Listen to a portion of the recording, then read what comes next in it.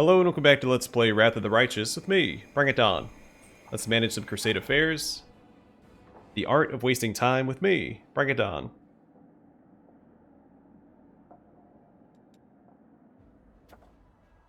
Alright, the Hand of Retribution. A follower of the goddess Melani has arrived in Drezen in secret and committed a murder. His victim was an officer from Galt, who had run from the revolution.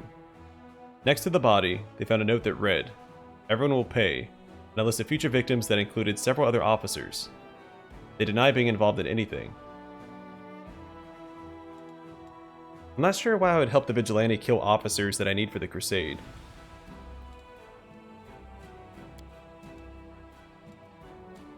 Yeah, we'll accuse Galt and demand compensation. By making use of his contacts, Darren will blow this incident out of proportion until it becomes a diplomatic row. To avoid damaging their relations with Mendev, Galt will pay a generous compensation and will behave in a more supportive manner.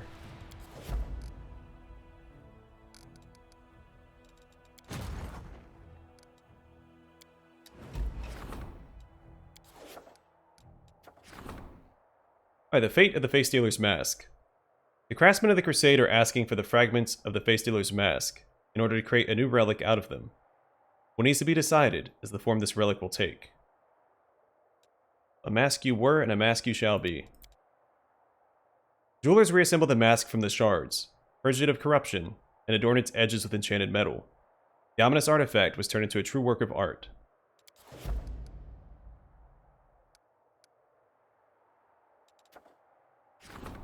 This only takes a day.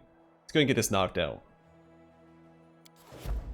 I find it a little odd that all the relics fall underneath diplomacy.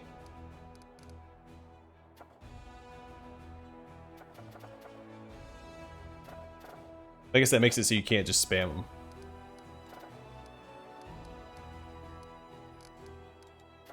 Alright, back to the campaign. Go take care of this army, please.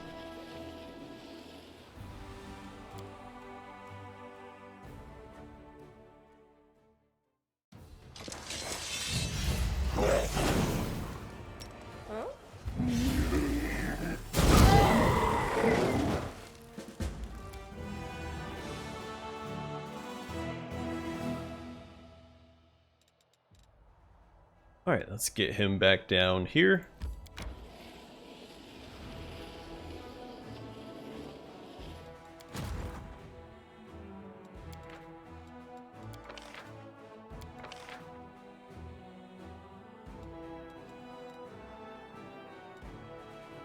Alright, Vigard the Raider, welcome to the team.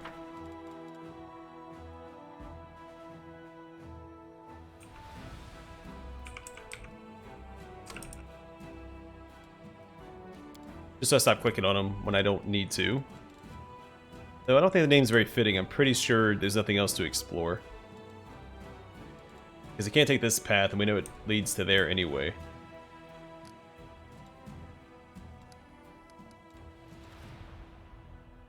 Alright, so that's Koremzada's army. I'll have Shai come down here, grab these other reinforcements, and then go over there and take care of that.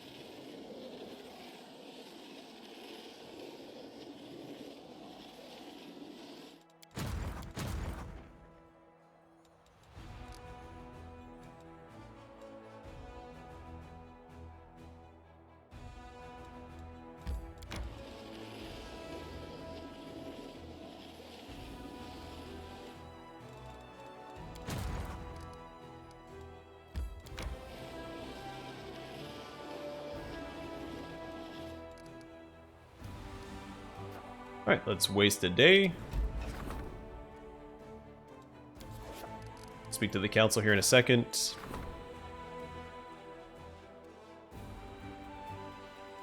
Alright, an amulet. I guess we'll start that.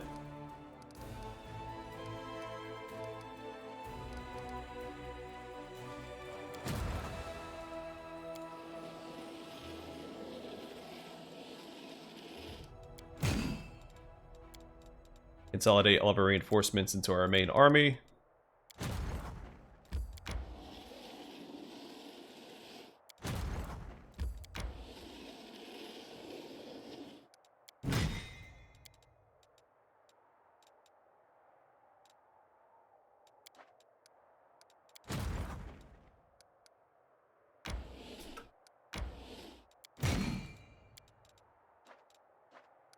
Alright, then march these guys over here.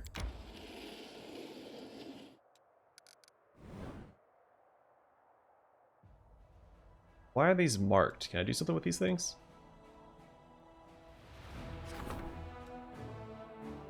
I can upgrade it even further.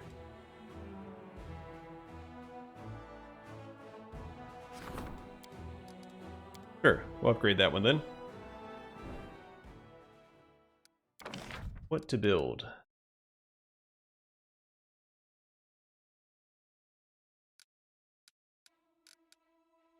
I do wonder if...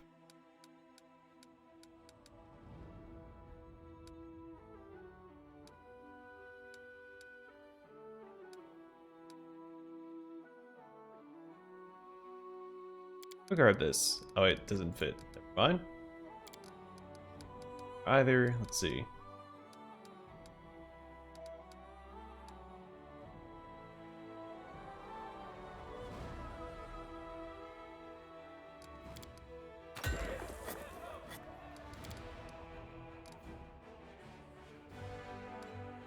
Really don't need that. Doesn't fit.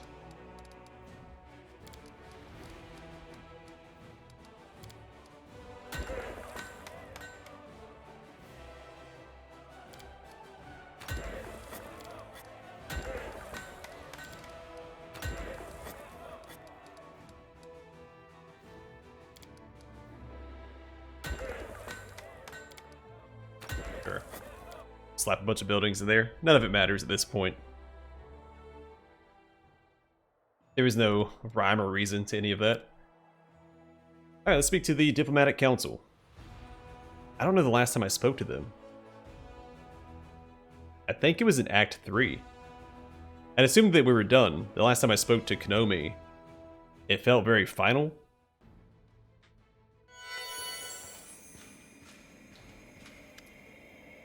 Lady Konomi doesn't look nearly as confident or bold as before.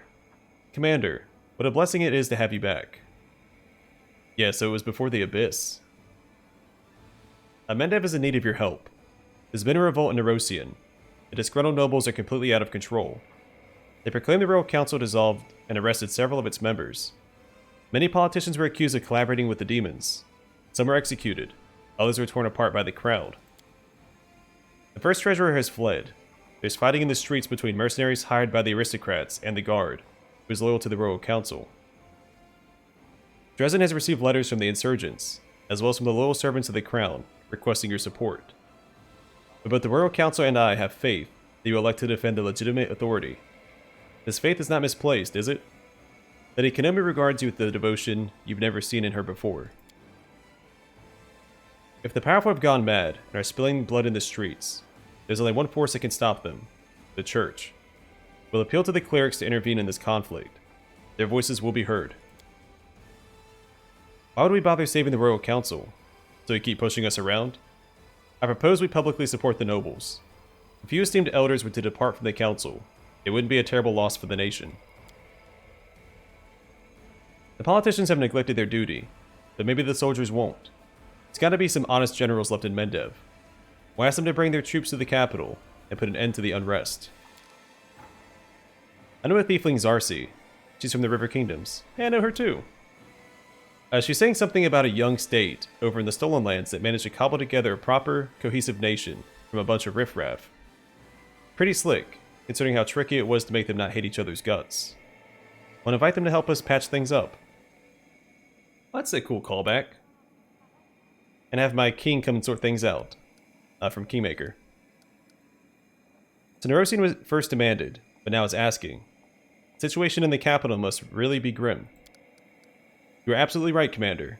I admit, Royal Council hasn't shown you the proper respect and amicability. I myself brought this to their attention on numerous occasions. Lady Konomi's posture is full of repentance. But trust me when I say that none of them wished you ill, and they all shared the unshakable belief that you are the savior of our nation. Why is there rioting in Erosian? By Her Majesty's steady hand, the capital has fallen into decay. Some are settling old scores, others have discovered new opportunities. Mendev is accustomed to following a highly respected leader. The only one who can protect the throne from greedy hands is you, Commander. Lady Konomi gives you a deep bow, exuding remorse and obedience. She's getting a lot of this gray text to make her seem much more subservient than before. I think because she generates so much hatred with the player, they're trying to make her seem,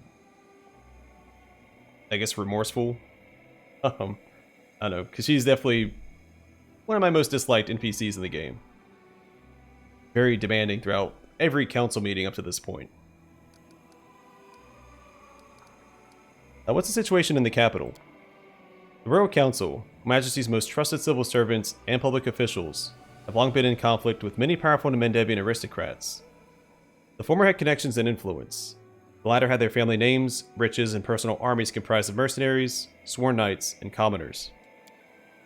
For many years, their strife was latent and civilized. Coercion, bribery, intrigue. But the nobility spotted an opportune moment. They decided to overthrow the clique of dignitaries that has usurped royal power. That is what they call the Council. A series of arrests ensued. The Royal Council found its own supporters and retaliated. Currently, numerous aristocrats are assembling their forces in the capital. The Supreme Court building now serves as the base of operations for the new Royal Council formed by the leaders of the nobility. The old Royal Council is holding Her Majesty's castle, the treasury, and the guard headquarters. Every so often, skirmishes break out in the streets. Many civil servants have left their workplaces, and the townspeople are fleeing the city. The capital is paralyzed. I'd like to hear the council's opinions. Of course, but I implore you, do not delay. Every minute counts. Social, what can the church do in a situation like this? Become a living wall between the opposing sides. Call for mercy, and if necessary, warn them about heaven's wrath. People sometimes forget their conscience, and that's what clerics are for. In the end, they'll remind the people that we're in the middle of a holy war. Who do you think called the shots in the Royal Council before, my good sir cleric? Its leaders, the Paladin and the Inquisitor. In other words, the pious people, just like the ones you want to ask for help. Darren, why should we support the nobility? They form a new Royal Council. It's certainly possible that they'll end up being exactly the same hypocrites, boors, and schemers. But firstly, there'll be a new refreshing set of hypocrites, boors, and schemers. And secondly, they will remember who it was who helped them rise to power, and will demand at every turn that we kiss their banner. So we're just going to support the insurgents, and bring even more havoc to Mendev. I get the feeling that the next parade in our honor should be held by the demons. We're doing all the work for them. You're mistaken if you think that those nobles will be better than the Royal Council. They at least knew the boundaries that had been set by the Queen. But a band of nobles who seize supreme power will believe that they're entitled to anything. She does have a point. I think it's also important to keep in mind that the nobles were born into these positions of power where it's possible that some members of Galfrey's Royal Council were selected by merit. I don't know that for a fact. I don't know each individual in the council, but I can assume that at least a few of them are there because they deserve it, and not just because of their family name. Lan, can we count on the military leaders to help us? A bureaucrat's oath is a little different from a soldier's oath. The politicians have betrayed Mendev. Its last hope is the army. Let the troops march into Nerosian and bring order back to the streets. That would cool everyone's heads.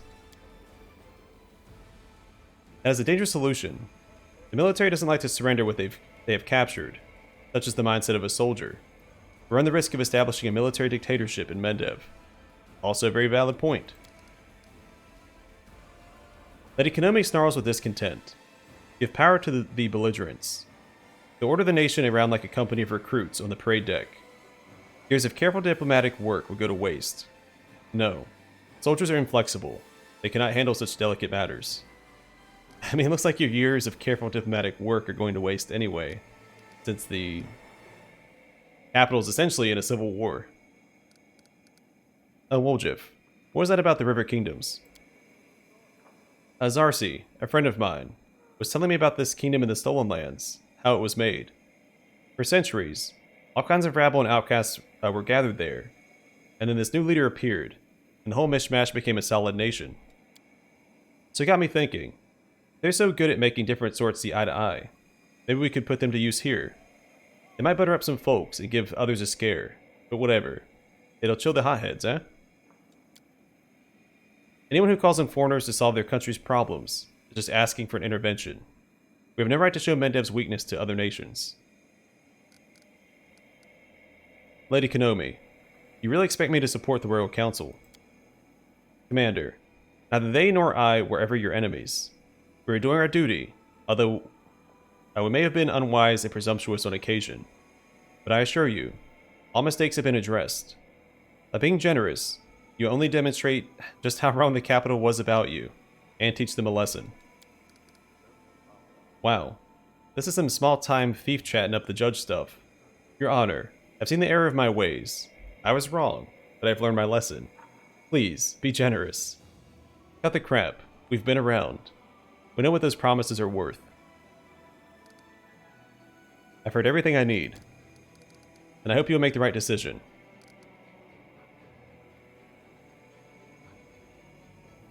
Oh, I get a masterpiece from one of the artisans? I never even managed to get this in Kingmaker through my 3 playthroughs. Oh, absolutely. Yeah. A Woljif. Send letters to the River Kingdoms. Mendev needs their help. I'll drop a line to Zarsi so she doesn't get us some random nobody she could find. Like, the best advisors there. Maybe like a counselor. Hey, like, what's his name? The Alchemist. Can't believe I forgot his name. I had it until I tried to say it out loud. Sounds neat, huh? A foreign counselor has arrived in the capital to give everyone responsible a good whooping. Now what if they're a troll or something? The River Kingdoms is one wacky place, you know. I apologize once more for all the misunderstandings we've had in the past, Commander. I thank you. I won't take any more of your time. As soon as the situation in Nerosian changes, I'll immediately convene the Diplomatic Council to give you a full report. That's a really neat callback. Also, a very, very powerful item that we're going to get from that.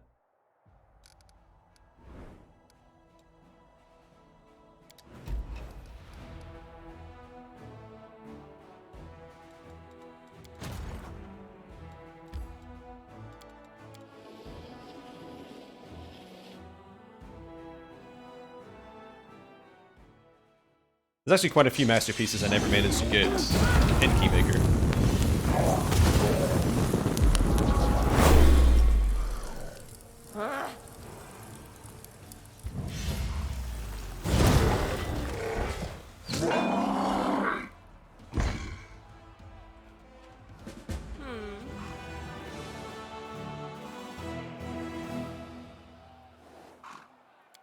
Of particular note was the Earthbreaker.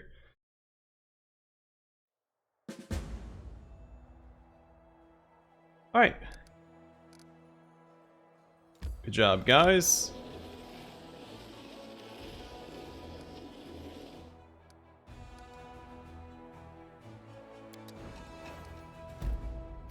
There we go, a report. The advisors who had arrived from the Young Kingdom in the Stolen Lands lived up to their reputation.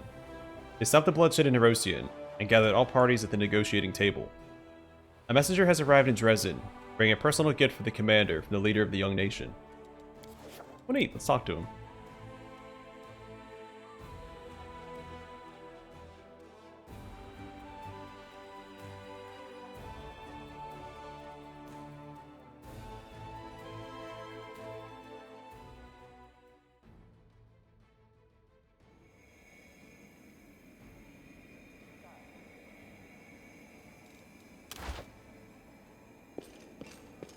I'll go ahead. Have to leave and come back? I shouldn't. I mean, that was a loading screen.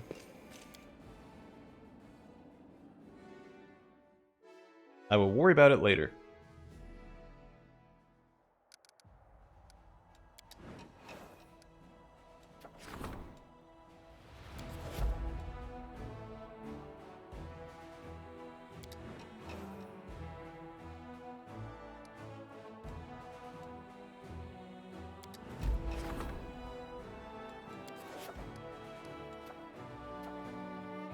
Alright, an Epidemic of Secrets.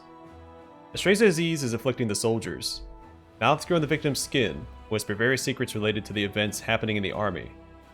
The healers claim that with each secret, the health of the victim deteriorates. Yeah, order the healers to save everyone.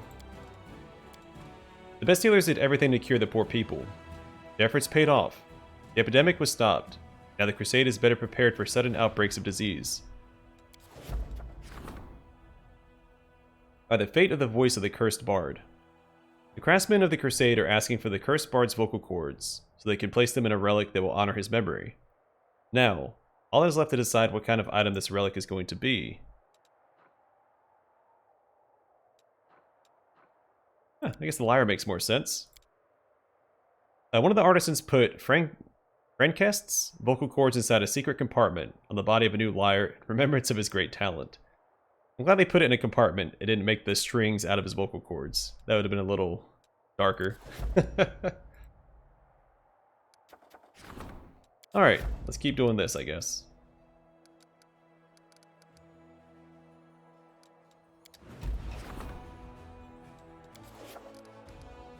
Alright, next relic. Enchanting the Stone of Ghostly Pathways. Go speak to Konomi once again.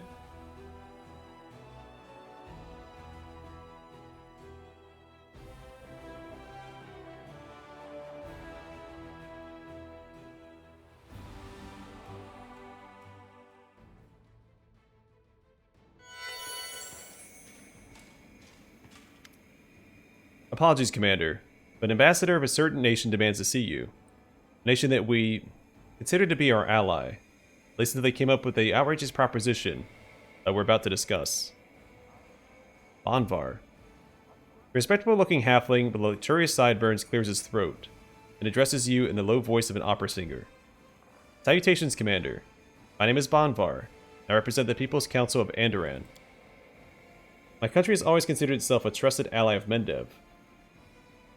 After witnessing the turmoil in Mendevian lands, we believe we have no right to stand by and do nothing. Andoran, is ready to send its forces to Nerosian, and the largest cities in Mendev, on a peacekeeping mission. We'll temporarily bring the kingdom under our control for the purposes of restoring order. But before committing to such an act, we'd like to receive your support and approval. Lady Konomi cuts off the ambassador. Mendev is quite capable of dealing with its issues without external help. Commander, I must ask you to send your own forces to the capital. Don't put the nation into the hands of foreigners. Saving Mendev benefits all nations of Avestan, so why does it have to be only one country that helps us? We'll ask all our neighbors to send us their trusted servants, who will resolve the crisis, and keep an eye on each other, preventing any temptation to exploit our lands and resources. It also gives the ambassador a soft but knowing smile. I'm not particularly enamored by the idea of calling in outsiders to instill order in our country. Before I know it, I'll no longer be a Celt, and some disagreeable foreigner will be living in my estate. I imagine other nobles relate to these concerns, so why don't we ask them for help? I've heard all this before. Andoran is once again trying to benefit from Mendev's troubles. This time, their friendly help will involve bringing us the ideals of freedom. No, I do not trust them. And neither will the people if you address them, Don Quixote. Sounds good to me. Andoran's a free country. No aristocrats, no slaves, equality. I wouldn't believe anyone else, but these guys are solid. I'd like to hear from the ambassador. Banvar nods seriously. I'm prepared to answer any questions you may have. Describe our plan. Prove the necessity of this step. Assure you that our intentions are pure. What made you think Mendev needed your help? Before recommending this course of action to the People's Council, I personally went to assess the situation in all regions of Mendev. It was a rather dreary trip. The recent revolt in the capital was merely a consequence of the crisis, not its source. I'm aware of at least 3 other uprisings that could break out in the coming weeks. Tax collection has dropped, and there are areas where taxes aren't being collected at all. The city guard has been bled dry by mass desertion, and crime levels have increased 4-fold. The storehouses are forced to provide the populace with bread instead of sending it to you, and it won't get any better, considering that the fate of future harvests is up in the air. The kingdom shakes in the fever of lawlessness. If someone honorable and principled doesn't take the reins of Mendev's salvation, it might not recover from this illness. At one time, you did right by Andoran, despite your politicians demanding otherwise. We're ready to return the favor. And what do you gain from all this? If Mendev crumbles, who's going to fight the demons? Us? Ha, no way. After a bark of laughter, he turned serious once more. Great trials breed dictatorships. People flock to strong, authoritarian rulers because they can overcome the crisis. But then the crisis ends, and their rule does not. We don't want the enlightened Mendev to break into smaller kingdoms ruled by tyrannical generals and the greed of the wealthy. Its people do not deserve such a fate. On what conditions do you intend to assist us? Our forces will take the major cities of Mendev and establish the provisional authority of Andoran. That will mean a return to centralized governance. We will stamp out the widespread crime, stop the plundering of public coffers, and mobilize the remaining resources. Our interference in the nation's affairs won't go beyond that. We'll not meddle in political matters, push our beliefs, change the laws, or expropriate any lands or wealth. As soon as the crisis passes, we'll depart from Mendev without imposing any obligations. This is a humanitarian mission, not an occupation.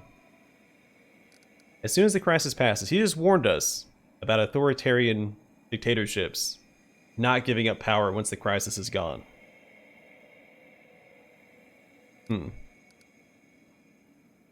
Why do you need my permission? Embark gives you a shrewd smile, because otherwise it would be common pillaging. If you hear a voice screaming help from inside someone's house and rush inside to help, who would condemn you for it? But if you merely hear a commotion and suspect that someone has broken in, you burst inside with the best of intentions. Good luck proving you're a savior, and not a thief who is caught red-handed. We're willing to do some good. We're not about to put a target on our backs. Beliax will immediately accuse us of launching a destructive occupation either way. But with your approval, the price of our assistance might not be unreasonably high for us in the end. You've satisfied my curiosity. Lady Konami makes a concerned sound. I hope you understand that all these courteous speeches are just a velvet glove wrapped around an iron fist. Well, let's see what the council has to say. I hope all its members are aware that the fate of Mendev is at stake. Now, Social, elaborate on your idea. Social gives the ambassador a piercing look. We invite one country to help, and we'll try to subjugate Mendev. We invite all of them. Everyone will be watching the others jealously, stopping them from taking what they shouldn't. Avestan wants stability. If Mendev falls under the influence of any external power, that stability will be disrupted. No ruler will refuse to send their best representatives, otherwise they'll lose control of the situation. Together, those people will bring Mendev back into shape, and after that, who knows, they might even give some advice to our generals. But most importantly, they won't allow each other to profit off our misfortune. Or, and this is much more plausible, they'll ransack Mendev piece by piece 10 times faster. It's fascinating how swiftly sovereigns can forget their differences when presented with the opportunity to rob someone else. Darren, will the nobles be able to solve the nation's predicament without outside help? For all the things people say about my social class, we have one particular quality. Any aristocrat... Why can't I say that? Aristocrats. Aristocracy. There we go.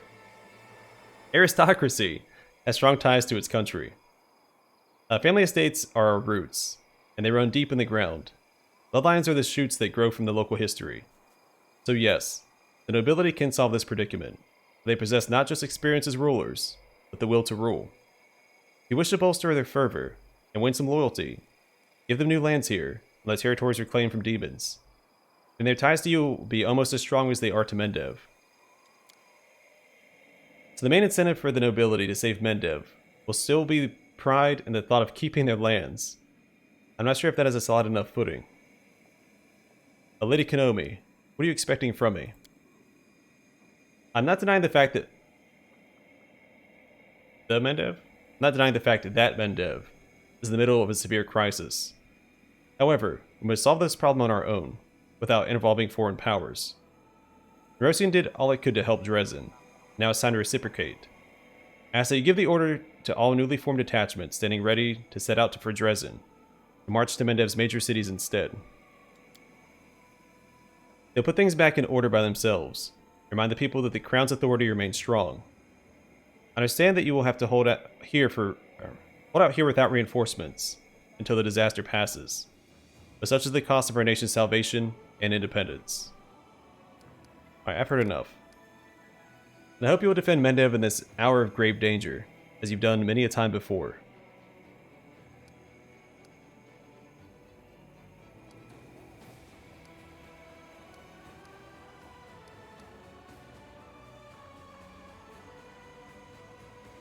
Yeah, we don't need reinforcements, so I'm going to go with this. Lady Konomi, I'll send the reinforcements to Mendevian cities to restore order. The commander has made himself clear. The patriotism of Mendevian subjects is stronger than ever. We'll deal with our problems ourselves. I doubt any power in Avestan will want to question his decision. Lady Konomi bows her head and says quietly, "We will know soon whether or not this decision was prudent. Will Mendev survive this crisis, or is it doomed to fall? Once the outcome becomes apparent, I'll report to you immediately." I'm having trouble reading this morning. Granted, it's also a lot of reading.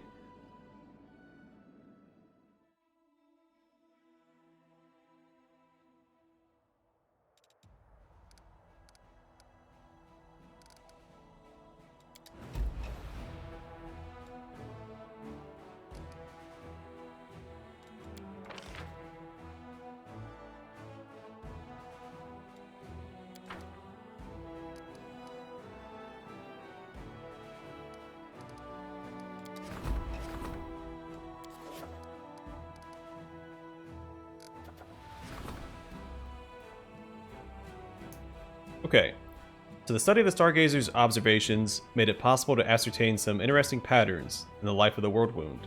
Namely, discover a date when the connection between the two planes, Galarian and the Abyss, is the strongest, and energy freely flows both ways through the rifts.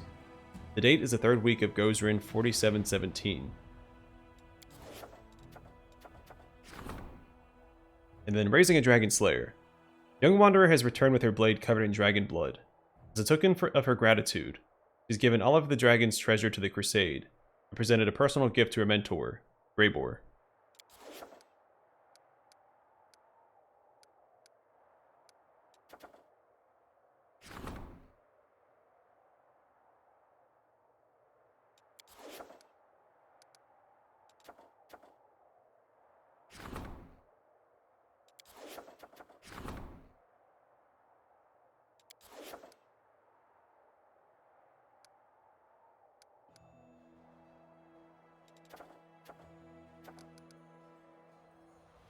Let's do this one. I think it's a one-time thing.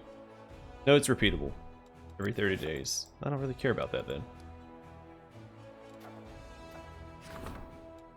Let's do that. We'll do an upgrade and...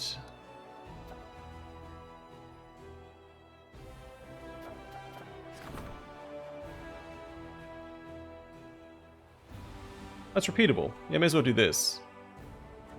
We've already done it once before, I'm pretty sure. But in case I haven't, Dark Bonds. The commander has influential allies in Nerosian. A clique of aristocrats who have already killed Captain Harmondon on his orders. They will willingly provide the commander with their skillful servants once again.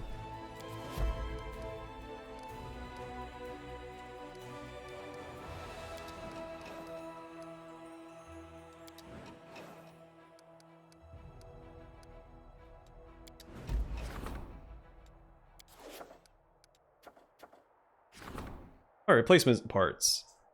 The soldiers are concerned about the work of a suspicious clockmaker. He heals crippled fighters by implanting unknown and sinister-looking prosthetics into their bodies. The troops want to drive away the strange craftsman.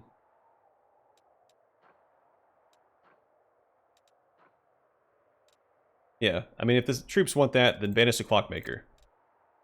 The quick-witted Clockmaker got the hint and took off, leaving his tools and valuables in Drezen. Then enchanting the Stone of Ghostly Pathways. The Stone of Ghostly Pathways that was obtained by the Crusaders has piqued the interest of Sarkorian shamans, scholarly wizards, and priests of Norgabur alike. All of them are asking to be allowed to borrow the relic for their rituals, but it's up to the commander to decide whose request will be satisfied.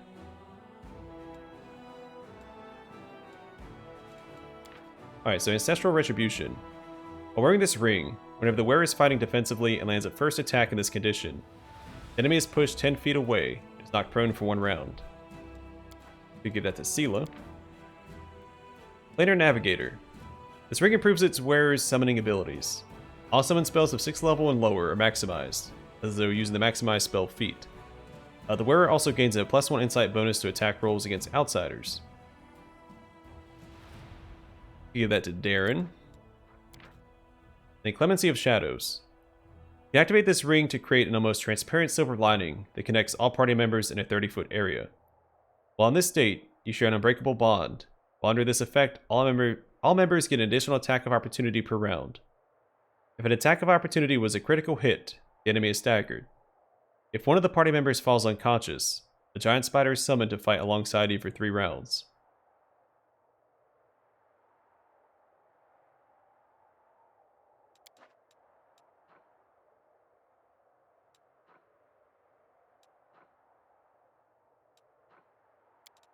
We'll give that to Darren. Dismissing the superstitions of savages, the wizards have studied the Stone of Ghostly Pathways and turned it into a useful tool for planar manipulations. Alright, we'll do this again. I might just keep going until we're done. Knock all this out in 1 episode. Alright, enchanting the branch of the last ash.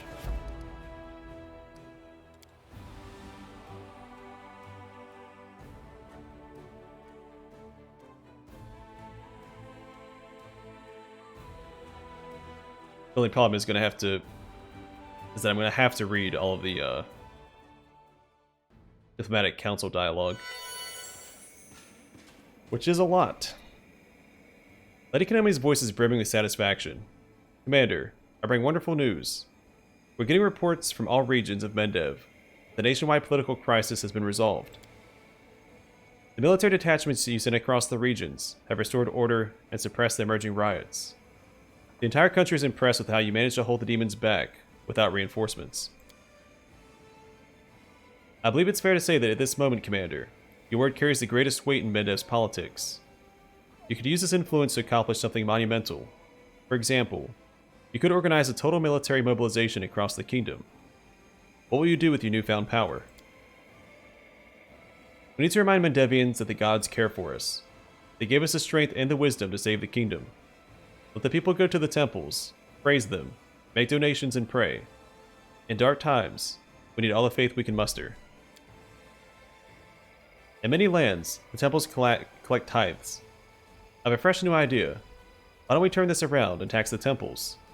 We'll call it Tax of the Righteous, and tell them that the more prized the temple and its congregation, the more coin will be collected.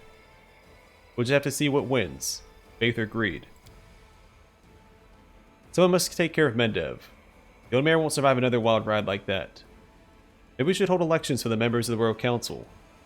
Finally let those who are worthy run the country, no matter their social class or wealth. Equal rights for tieflings. Moljif, hands on hips, stares boldly at those around him.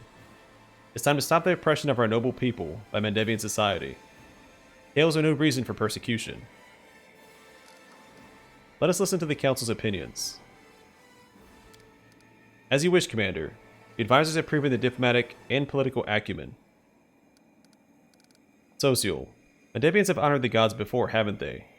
Was it not enough? It was enough, which is why the gods did not let Mendev fall. But when adversity passes, people breathe a sigh of relief, and they leave the temples. It's just how it always goes. However, even though the crisis in Mendev is behind us, our war rages on. We need to remind everyone that the most terrible evil hasn't yet been defeated, and to unite them around spiritual power instead of worldly authorities as before. Are you sure there's no one in Mendev more in need of respect than the gods? No one at all? Or the gods like the most downtrodden bunch? Is that why you worry about them so much? Darren, is this really the time for new taxes? Temple taxes no less. Normally, you could never get away with something like that. But now, the end of the crusade in sight, no one will want to defy you. So we'll kill two birds with one stone. Find the new source of funding that we desperately need. And have a grand old time watching the priests being torn between the urge to appear holier than everyone else, and the desire to pay less. You're like a child. For the sake of a joke you find humorous, you're advising the commander to go against faith, the only solace people have left in this war-ravaged land. No matter how much money we get from Mendev, or to spend it all on personal guards, or the crowd will promptly hang us, and the tallest branch will go to Count Arenday in recognition of his irrefutable wisdom. Lan, what was that about an election? Right now, Mendev is a smoldering ruin, a realm of devastation whose only riches are patriotism and corpses. We need to save it before it's too late, and we should start with those in charge. We've had enough haughty bureaucrats lining their pockets, and nobles believing themselves superior to others because of their lineage. It'd be nice if the Royal Council was composed of those who deserve it. No regard to family, trees, connections, and purse size. The mongrels choose the smartest, bravest, most experienced one among them as their chief. Maybe the Uplanders can learn this trick, or are they too civilized for it? A spark of worry flashes in Lady Konomi's eyes. Is this a good time for reforms of such magnitude? There's been enough disturbance in Mendev already. Woljev, explain your point about tieflings and their rights. Woljev's speech is loud and surprisingly fluent, as if he has rehearsed it many times. We all know about the rampant oppression of tieflings in Mendev. It's like we're demons here. We get no freedom, no respect, only humiliation and wallops. Gotta lock horns with the horned ones, am I right? What about rights? Well, we've got those. The right to pay taxes, and the right to serve in the army. Is that fair? No. Should you feel ashamed? Hell yes. If folks treated us nicely, you think we wouldn't show our gratitude? We're not just thieves, you know. We're merchants, guards, lawyers. I mean, clerics, paladins, mages. And if Mendev followed their conscience, you think we tieflings wouldn't repay you for your kindness? Well, we would repay. There, I said it. Woljev even thumps his chest in excitement. In the ensuing silence, it feels like Darren's whisper can be heard by everyone in Drezen. Someone please tell him that tieflings already have all the rights of Mendevian subjects. Or don't actually. It's funnier this way. And don't you go making a sucker out of me, alright? You think we don't understand that it's one thing to have these rights on a paper that everyone can wipe their bottom with, but to have them for real, that's a whole different story. I would guess that people have no love for you and your tiefling pals, not because of your race, but because you're thieves and crooks to the bone. But don't mind me, who am I to talk? Just some one-horned half-lizard who doesn't know what it's like to be judged on your ancestry. Lady Konomi, is there anyone left in Mendev who could be mobilized? There is, rest assured. If everyone was here already, Mendev would have died of famine. I'm not just talking about people. There are horses that could be commandeered for the needs of the army. Tools that could be reforged into weapons. Apothecary stocks. Services provided by craftsmen, builders, spellcasters. Many can serve the army, and in many ways, not necessarily by enlisting. We took their sons and daughters, took their gold, took their bread. Now we're taking their horses. I think we should also take their sticks and rocks, or they'll beat us to death with them soon enough. I'm ready to make my decision. What will it be?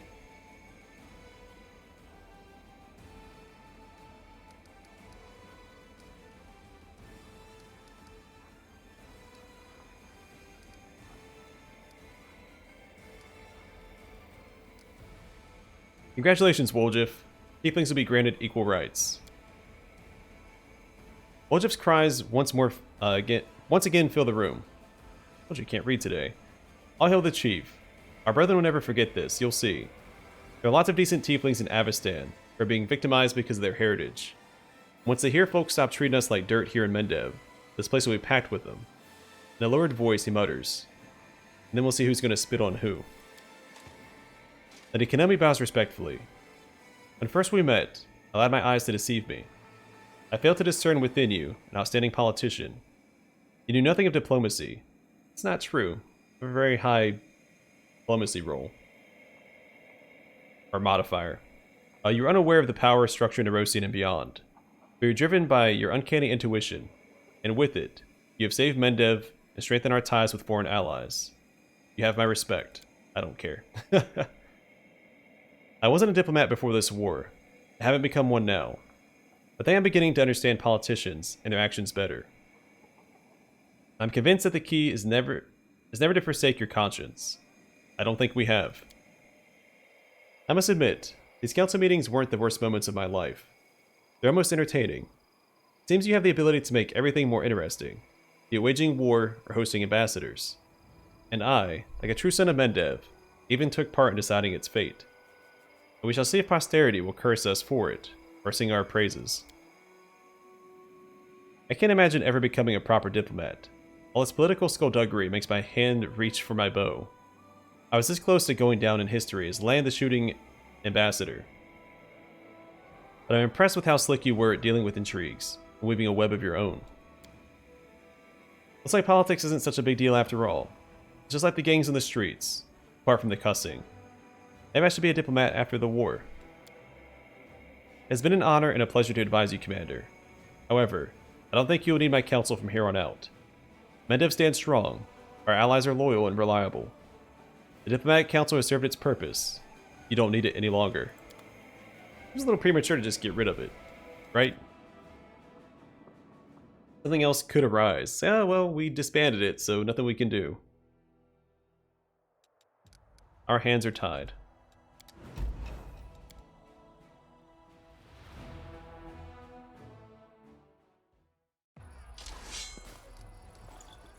Oh, this is the wrong army.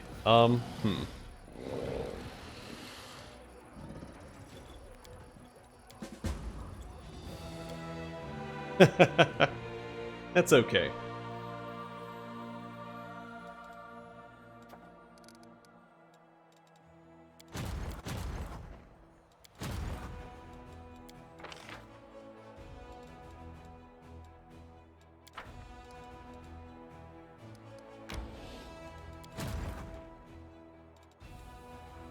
Now they'll come to me. I don't need to chase them down.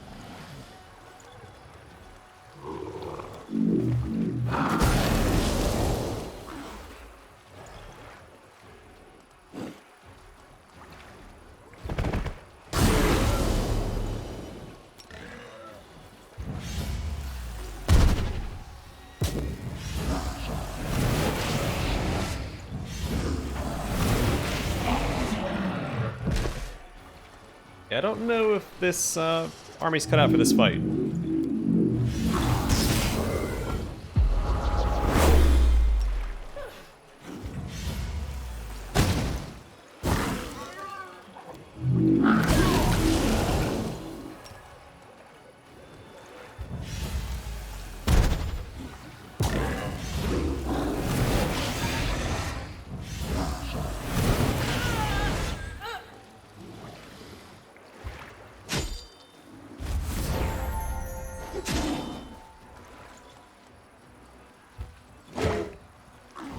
Well, I guess once the Beer Elemental starts swinging.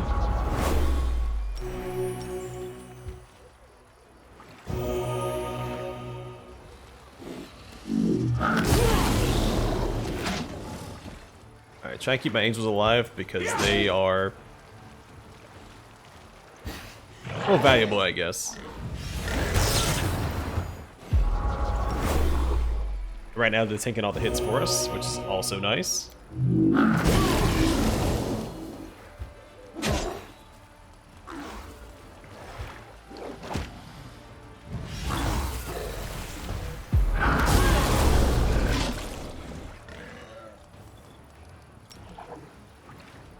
I'd say the beer elementals are more important. Try and get her somewhere safe. Calling them angels, they're devas. Oh, whoops, meant to attack.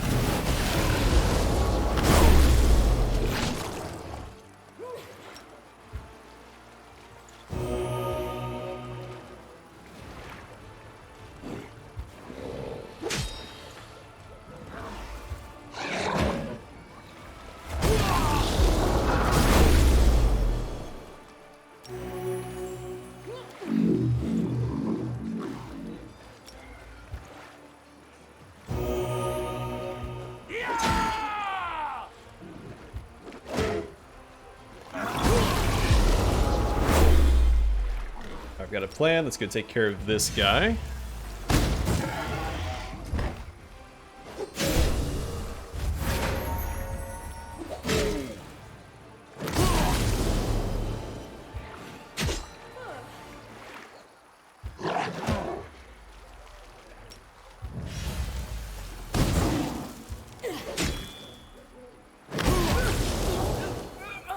Yeah, this army's not going to recover from this.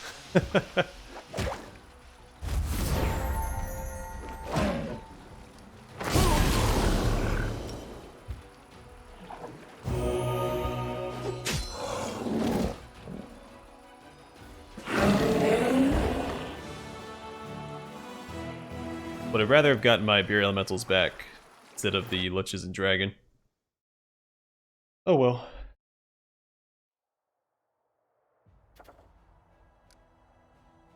Alright, so another army coming this way. They usually come in pairs. I don't see anything up here, so I think it was just the one.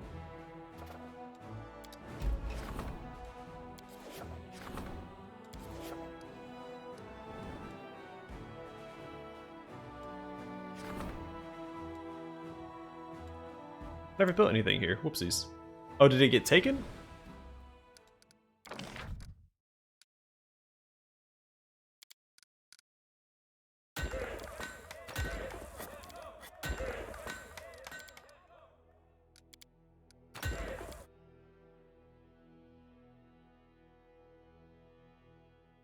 Not too worried about upgrading stuff, but I guess we can. Let's go upgrade this. Build a few more things, just keep on trekking. Let's see.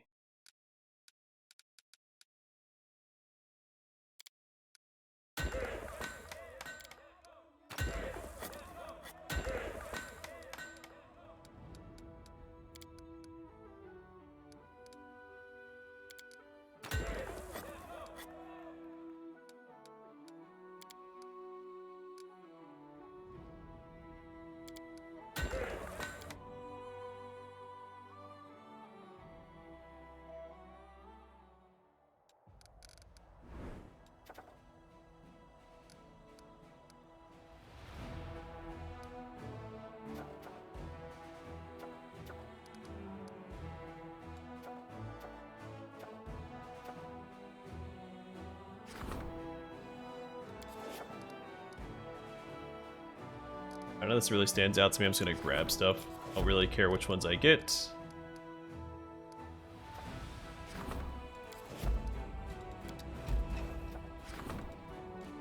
You can call me Helper. The soldiers are telling stories about a spirit who comes to them in times of need and introduces himself as the Helper. His arrival is accompanied by ominous signs, such as raining blood or the smell of carrion, but he saves warriors and demands nothing in return. Yeah, let's have Arushalai take care of that. Having joined forces with Arushalai, the cleric soon found the spirit. He told them that he used to be a servant to an evil spellcaster who made him commit heinous deeds. Or heinous deeds. After his master's death, the spirit tried to atone for his sins. The clerics helped him purge himself of all evil, and in gratitude, Help her reveal his magical secrets to them. Neat.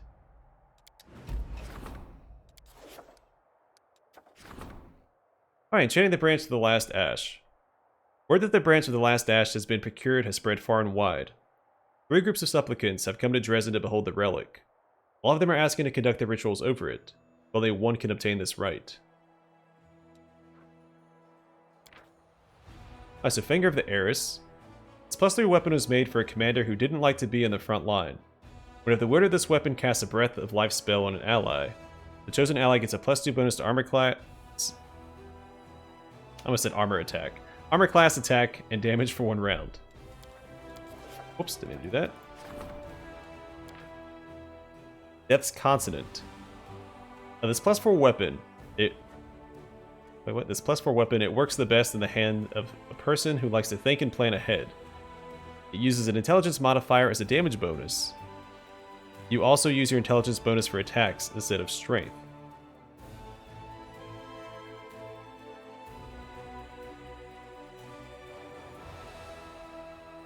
That's really interesting.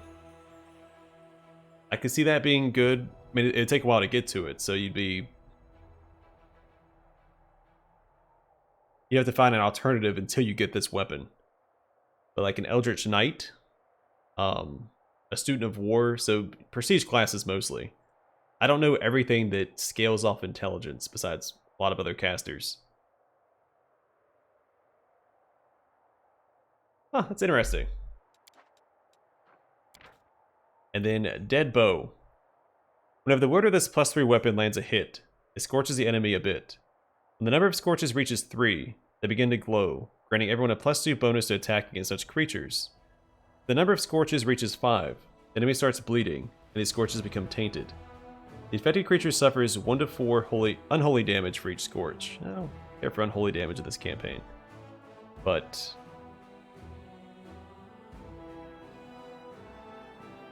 well, that's pretty good. Rewards a high BAB. I mean, this one's really cool. I see a lot of potential for this, but it takes so long to get to it. I mean, you can get it in Act 3. I just happen to be doing all this in Act 5. And this one's also pretty good. Now, the Keled's Triumph. The legend comes true. The branch of the last ash is returned to the world to herald the defeat of the demons. They prayed over the last ash, so that their dead ancestors could share their joy. Alright, enchanting the remains of the colorless one. Start that one. Got more demon armies on the way. Let me just make sure that we're ready to intercept.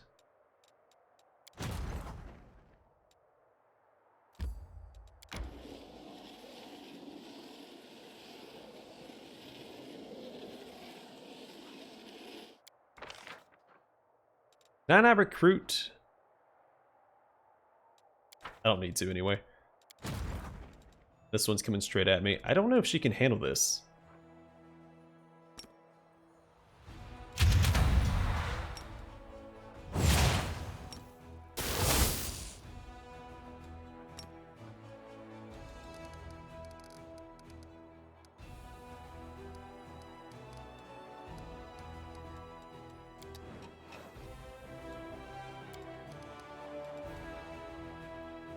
I was hoping to just click through skip day repeatedly, but we keep getting attacked, so I can't. Gotta keep defending.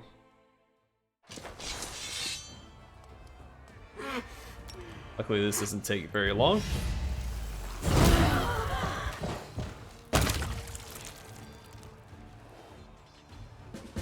But I'm gonna keep going no matter how long it takes until we are ready to go to Eyes in the next episode. So let's keep blitzing through these. Park him in the middle, I think.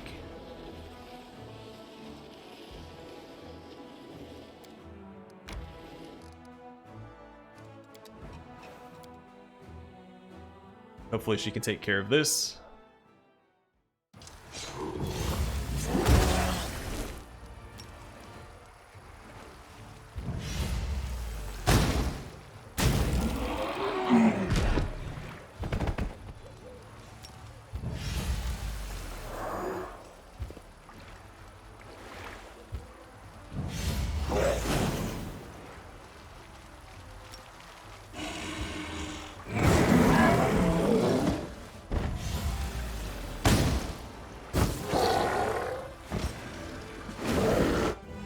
They send armies like that at her, she'll be fine. It's the last army that gave us a bunch of trouble. Keep skipping days. Alright, enchanting the remains of the colorless one. The colorless one's unholy spirit still lives within the gear crafted from its remains. The dark sorceries of demon worshippers can awaken this spirit and empower the relic.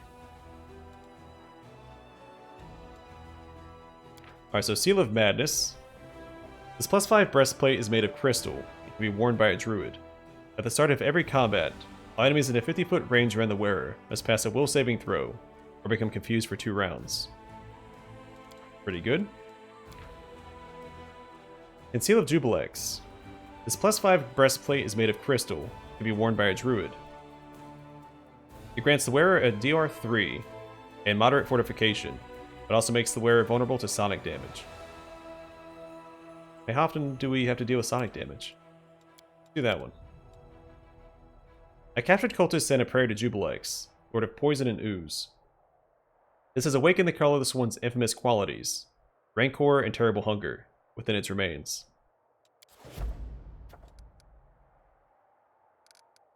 Thinking about it, the other choice is probably better. I wish I knew what happened to this item. I don't know if I sold it, dropped it, what happened to it. At some point I had it, because if I didn't have it, the decree wouldn't have appeared. Alright, so Enchanting Baphomet's Fire. Gonna knock that one out.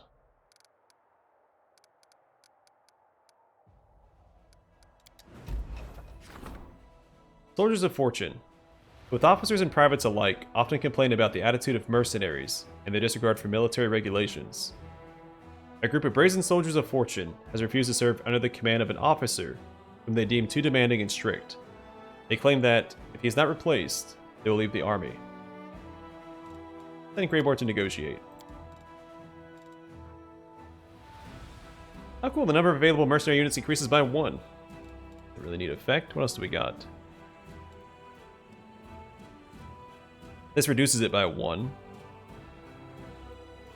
this increases it by 1, but it increases the cost of mercenaries. So yeah, this is the best option, I think. Greyboard had a word with the mercenaries. After a few minor concessions, he quelled their discontent and made the captains promise to instill discipline and keep their soldiers in check. Because of these negotiations, rumors spread across Avestan that in the commander's army, mercenaries are treated with honesty and respect.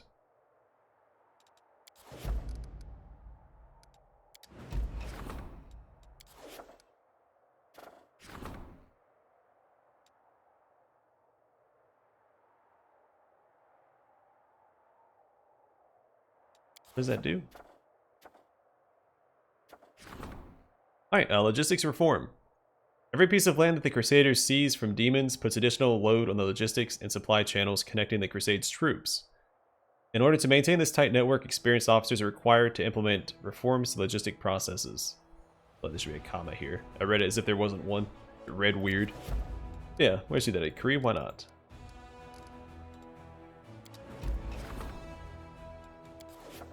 Oh, I didn't read that. What does it say? The Crusade logistics have been reformed. Logistic Council requests that the Crusade leader attend their meeting and receive an update report. Gosh darn it. Should have known that was going to happen. Alright. Do another upgrade. Alright, let's do it.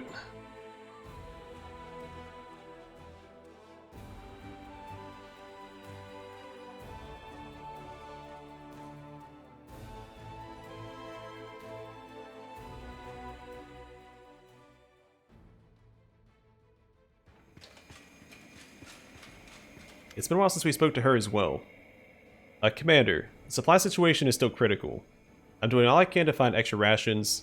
Several caravans are already on their way. But this is reality here and now. We can't feed our whole army. Until our shipments get here, we'll have to cut rations. Who exactly will have to tighten their belts is for you to decide.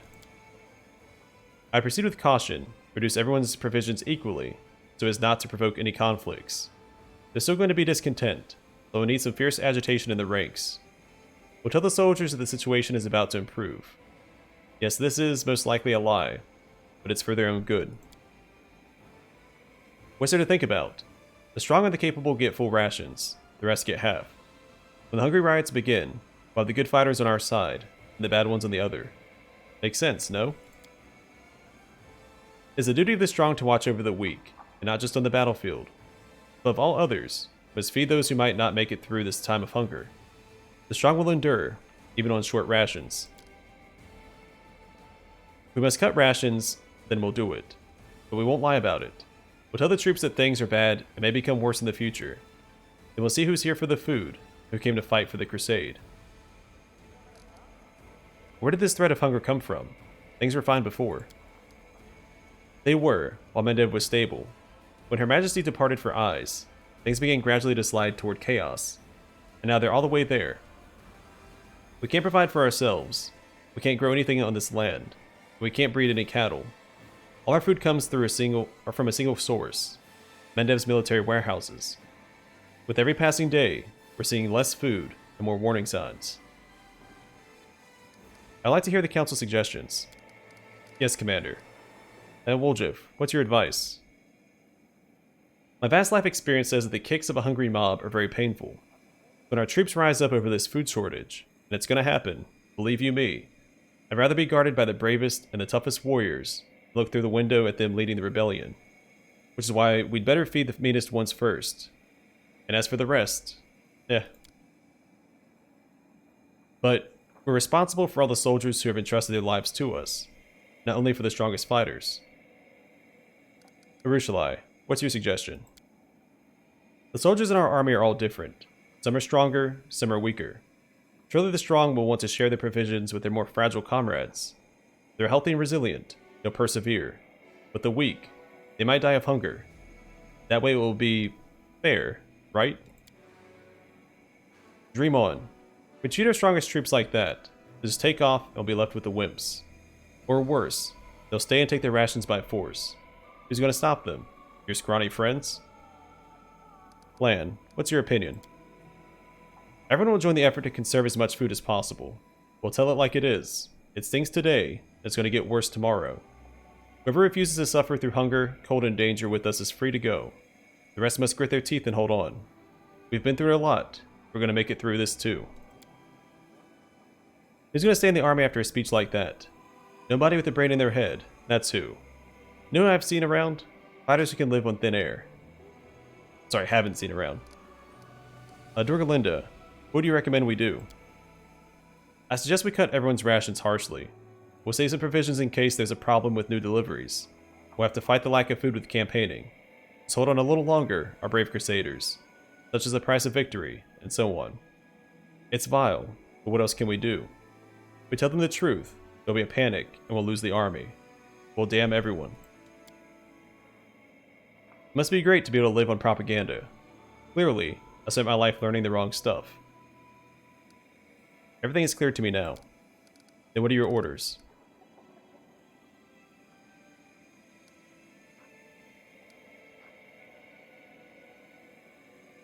Yeah, I think Dorgalinda has the best advice. Dorgalinda, your decision seems the most reasonable. We'll cut rations for everyone. Save some of the food for storage, or for shortage, and spread propaganda amongst the troops. Will do. And that feels lousy lying to our comrades, but it's better to go to sleep thinking about the provisions that'll be arriving from Nerosian any day now, rather than your empty bowl that'll still be empty tomorrow. And eventually, the deliveries really will improve. Commander, this crisis will be over soon, one way or another. If we've done things right, I'll assemble this council again, and happily report our success to you. If not, well, we've done all we could. I didn't care so much for the lying about the food, but more so cutting everybody's rations equally. That's why I mostly sided with Dorgalinda.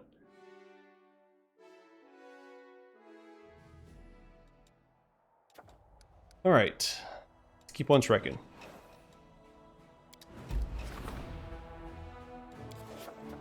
Alright, chanting Baphomet's Fire. 2 spellcasters, a druid and a medium, are asking to be allowed access to the relic containing Baphomet's Fire. The rituals will empower the relic, but the commander will have to choose who gets the right to approach the dark flame of the Lord of Beasts.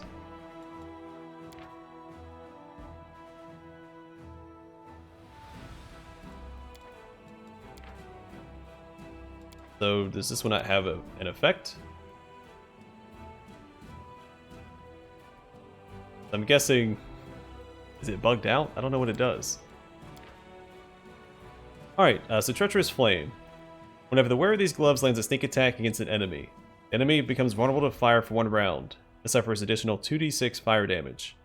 In addition, whenever the enemy who has been hit by the wearer at least once takes fire damage from any source, it suffers a -3 penalty on all saves for 2 rounds. It's pretty good. I'm going to choose this one and see if it does anything when I select it. The Grim Druid followed the howl of fiery creatures coming from the depths of Baphomet's flame, demanding to be set free. The Druid released the flaming monsters, drawing upon their remaining power to fill the unholy relic with bestial rage. Alright, enchant Zaurus's Pin.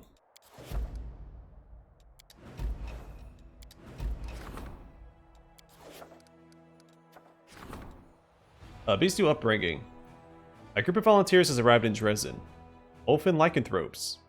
They had to leave their home, but their temper was too ferocious, and when the moon was full, even steel bonds could not contain them. The Elfin believed that, upon accomplishing great feats and becoming heroes, they will reign in their bestial nature. Accept them. Welcome aboard, guys. The Elfin have joined the army to temper their spirits in the flames of battle, as they bridle the beasts that slumber in their souls. We can send them down to...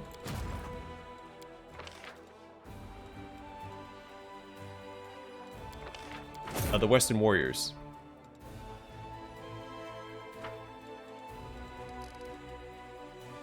Because they need reinforcements.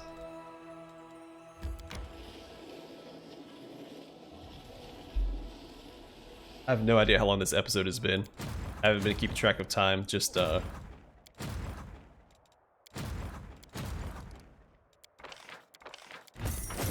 trying to get all of this done.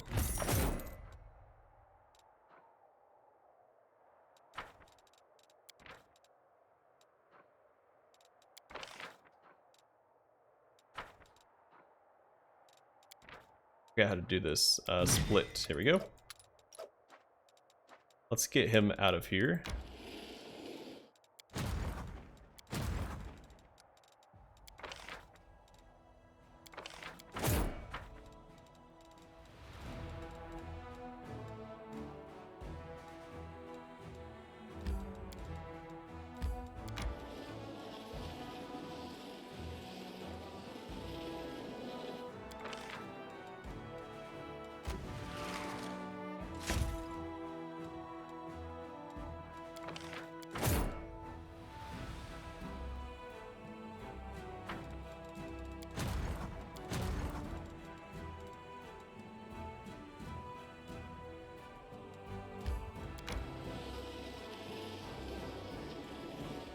In fact, we made this a little easier by combining these two, like so. Alright, what can we do? Not gonna do that one.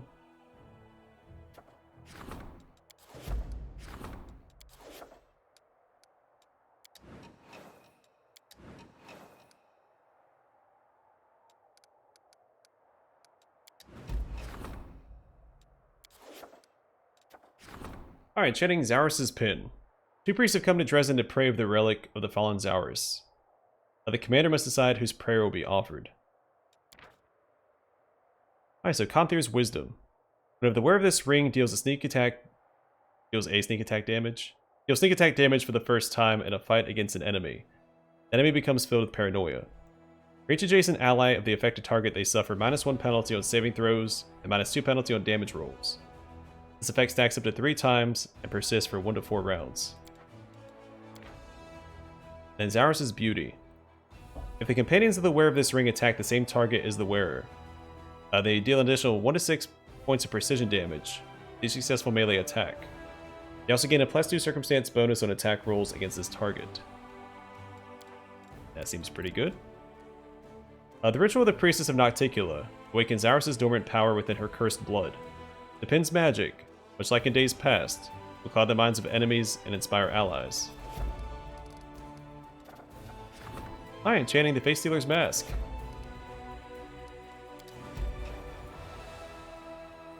Alright, where's that at?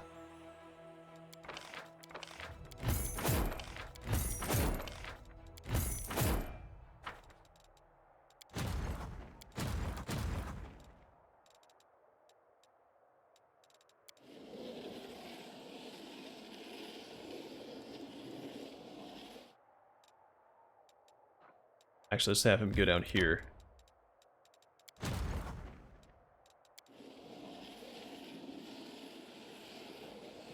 And they're desperate for these reinforcements. Something like that. Get them over to Plura's Fall as well.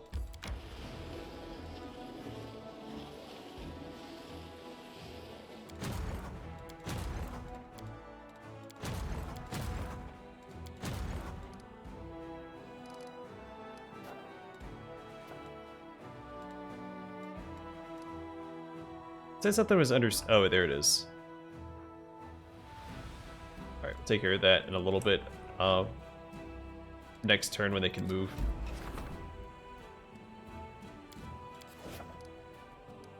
Alright, so upstart. An arrogant officer from Taldor arrived in Drezen at the head of a large unit. She immediately demanded that all of the commander's authority be transferred to her as the more experienced military leader. Any attempts to chide her fell on deaf ears. She took her troops out on a raid to demonstrate her exceptional talent. Naturally, she instantly got herself into trouble. Alright, Greybor, go help.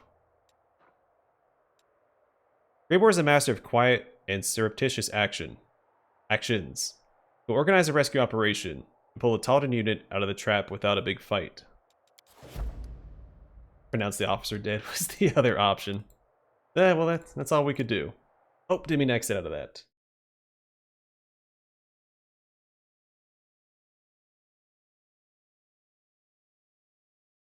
I have to go through this lengthy Drezen loading screen.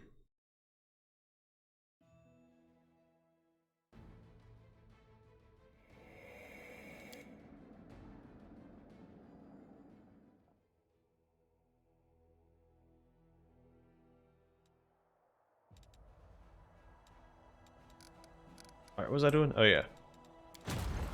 You, down here and save this.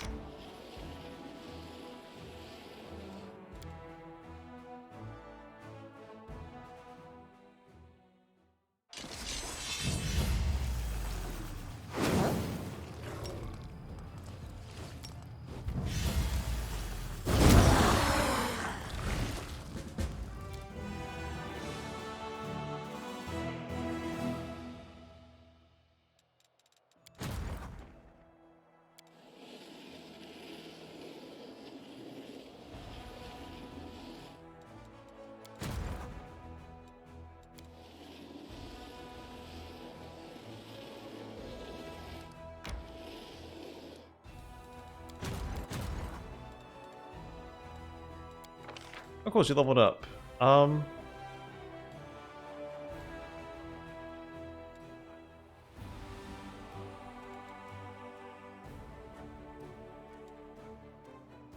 let's grab offensive training. We've read all these before. I also give all units in the army have a +2 bonus to damage per level of this feat. Actually, we're gonna have Zealous Student instead. General gains 10% more experience and additional feat at level 20.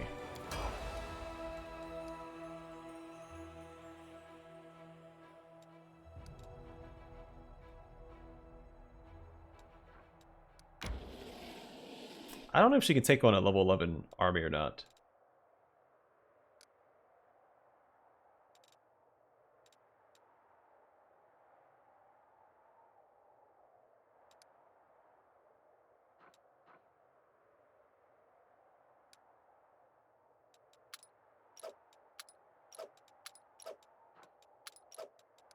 I'm gonna try it. See what happens. If she loses, we can teleport the other army down. It'll be fine.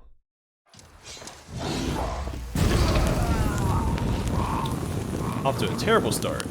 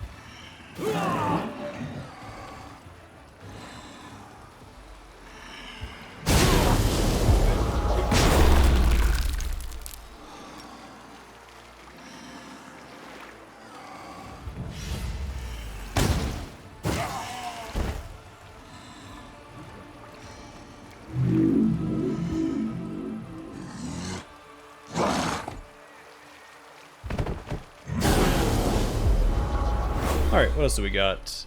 We need... Will this work? No, he's immune to fire.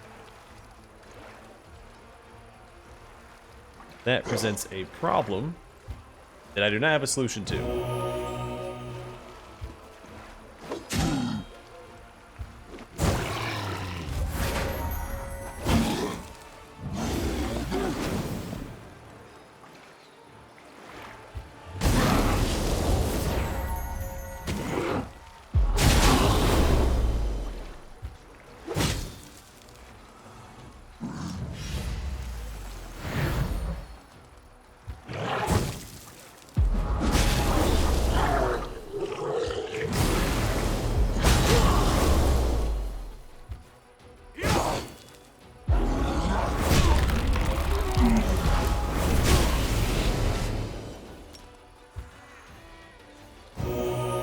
Hey there, buddy.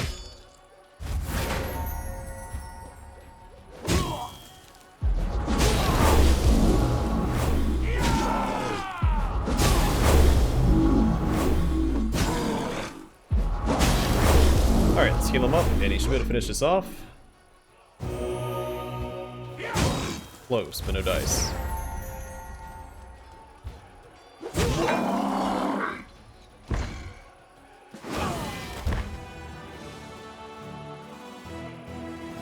Alright, that's really not good.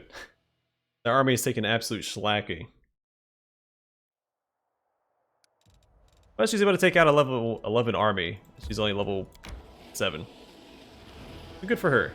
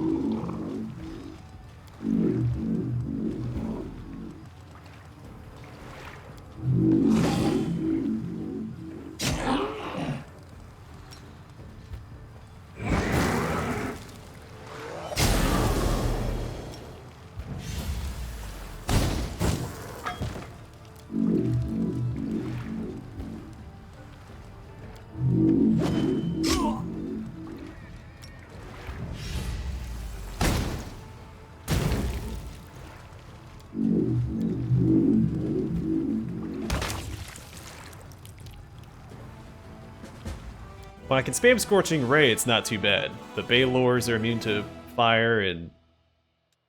well, Brimore Axe, but they weren't in that one fight.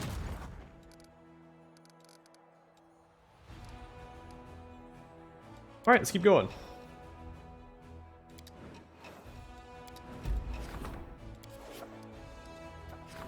Alright, Enchanting the Face Stealer's Mask. 2 visitors have arrived in Drezen. They're requesting permission to conduct rituals of the remains of the Face Stealer's Mask.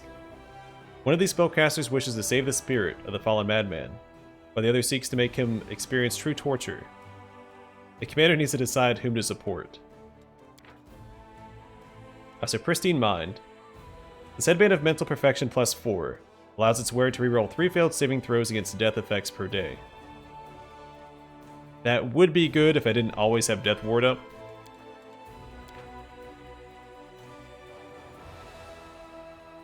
Whenever the wearer of this... Victim's Madness.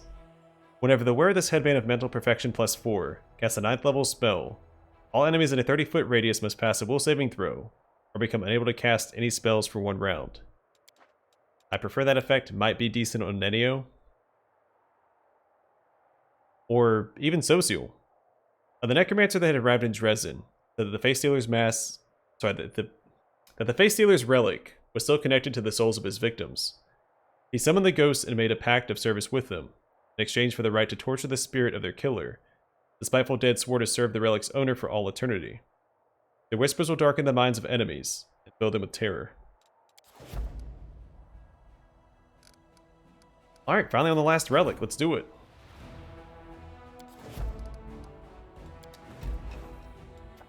Garbage dump. It has been discovered that members of the Arcanist Circle of Kermaga are using the World Wound as a garbage dump. They teleport the results of their failed experiments here. It just so happens that the approaches to Drezen now house a magical dump. Yes, send it right back. What does that do? Amber was convinced that the mages meant no harm. No one had taught them that littering is bad. That is all. He packaged some of the dangerous finds and sent them to Kermaga with a politely written note. The next day, the headquarters of the Arcanist Circle was shaken by a small explosion, and the mages sent a polygold to Drezen, along with a request not to send them anything else. Oh, that's funny. Alright. Great, more armies on the way.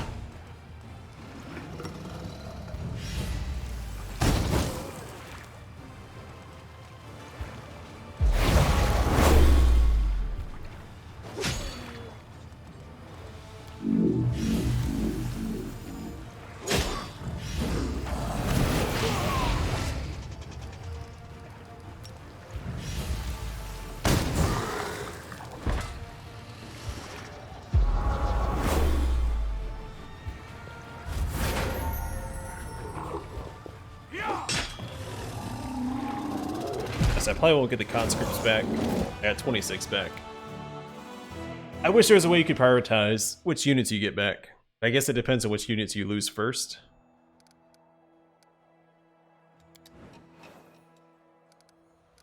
Alright, so we have another army moving up this way. Means I have to move. Let's get these guys over here first.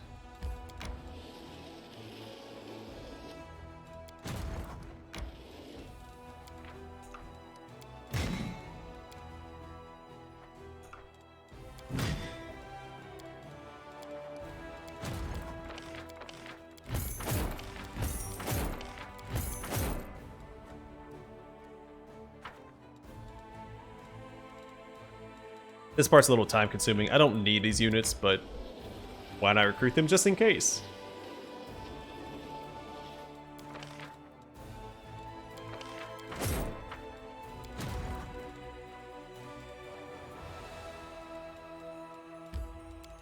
Oh wait, I should go ahead and do this as well.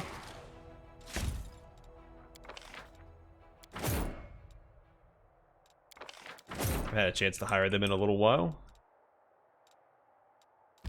I haven't seen Hedge Knights in the mercenary listing. I wish there was a way you could manipulate which mercenaries you saw or that appeared. Maybe just outlaw certain mercenary groups that you never have to see them again.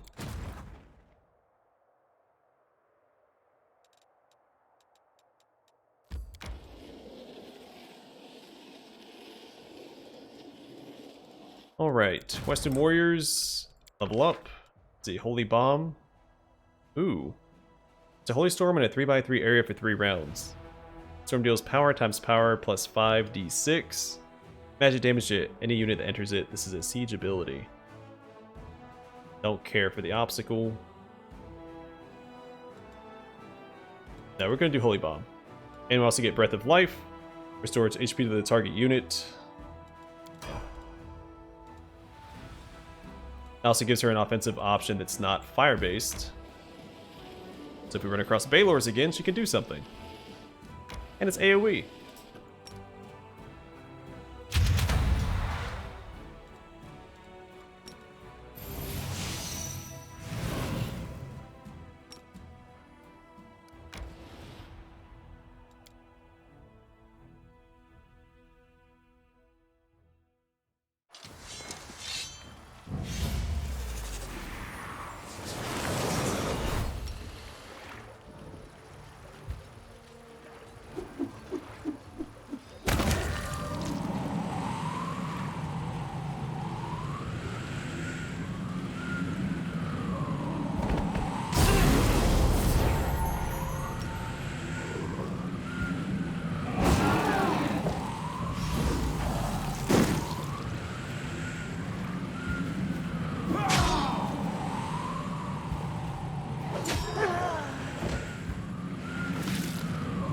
Oh, nice.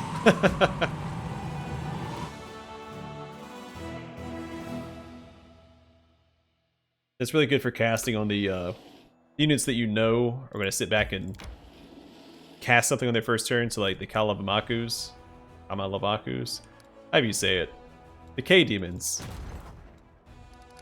You always use that one ability. If you cast Holy Bomb on them on the first turn, they're going to at least get hit by it twice before they teleport out of it. Alright, we finally did it! Awakening the Voice of the Cursed Bard. 2 groups of spellcasters have arrived in Drezen to see the relic of the Cursed Bard. Priests of Shaylin are asking permission to offer a prayer over it, and 3 mysterious mages from Absalom would like to study the relic with their spells. To Francest's charming voice. The owner can activate this item once per day. While activated, all enemies in a 10-foot area around the owner must pass a will saving throw, or suffer a -5 penalty on saving throws against mind-affecting spells, a -2 penalty on saving throws against enchantment school spells, and become vulnerable to sonic damage for 5 rounds. That's really good with Nenio. And Frankest's Mighty Call. This item grants its wielder the ability to deal 10d10 sonic damage as a standard action to a single target 3 times per day. A successful fortitude saving throw halves the damage.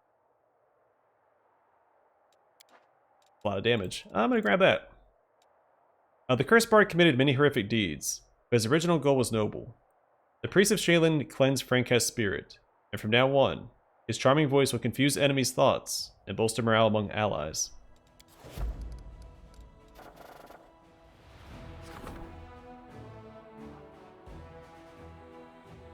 Don't really care for that.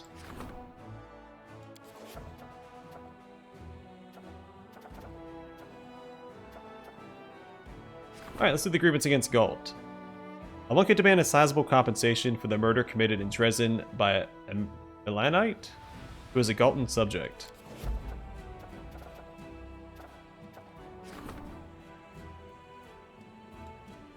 Yeah, it's gonna do that. Why not? Alright, we're done! Finally finished all the decrees, wrapped all that up. So in the next episode, we will march towards Eyes and see if we can't rescue Galfrey. I mean, if I had split this up into episodes, it would have taken, what, 3 episodes of just doing decrees? And that doesn't make a lot of sense. I'm going to treat it like the conversation episodes, just get it done. Also, dang, and equip a couple of these relics before I wrap up. So this one, yeah, it goes there.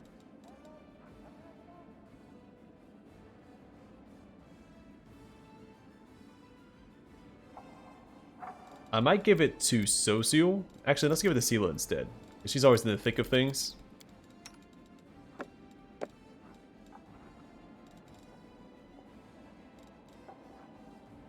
And this might be worth giving to...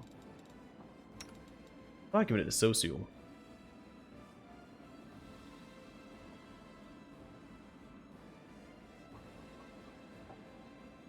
He tends to cast Mass Heal quite often.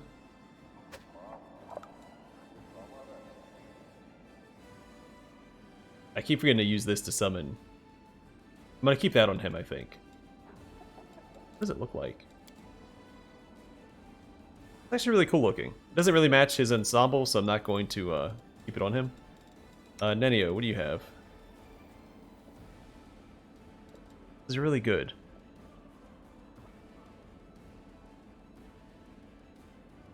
But I'm very limited by who can cast 9th level spells. It's a shame it's not an actual mask. And yeah, it was treated like the face wear, the goggles.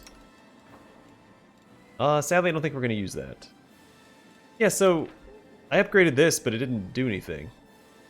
They didn't give me a description, so I guess it's bugged out.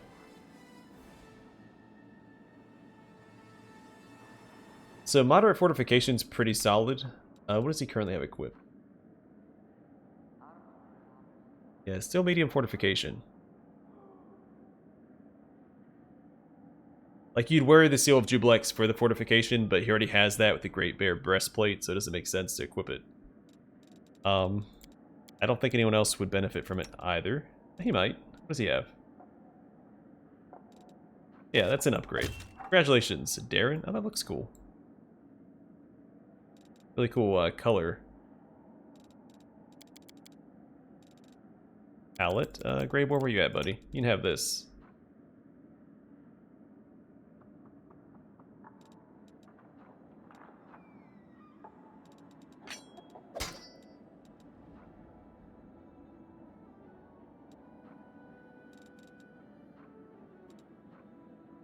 Alright, let's pop this on my main character, I think. Plus 2 to all of his stats. Is it inherent bonus? So he has a plus 2 inherent bonus to his strength already from the manual. But I think that's the only one he has. So it will be wasted. I don't think inherent bonuses stack, do they? No, they don't. Darn. That's okay. And this one might be worth... No. I mean, that fast healing is pretty good. I mean, it's not a lot of fast healing. But it's until the end of combat.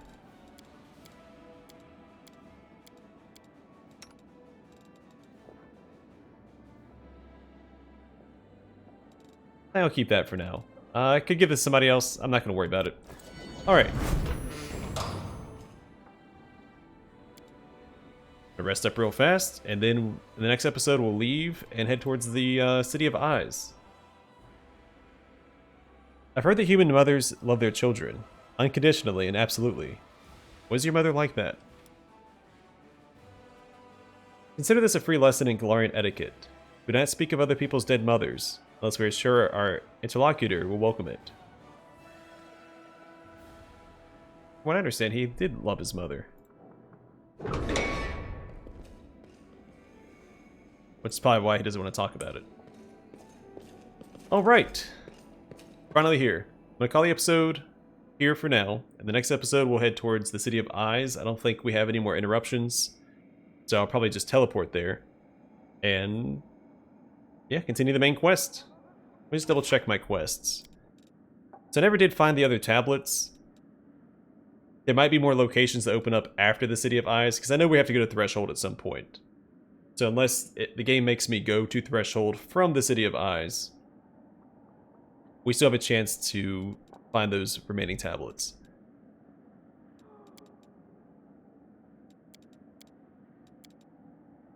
I'm assuming we'll find more of the Elven notes in Eyes and Threshold, probably. Alright, I'm going to call it here. Thanks for watching. Hope to see you guys in the next one.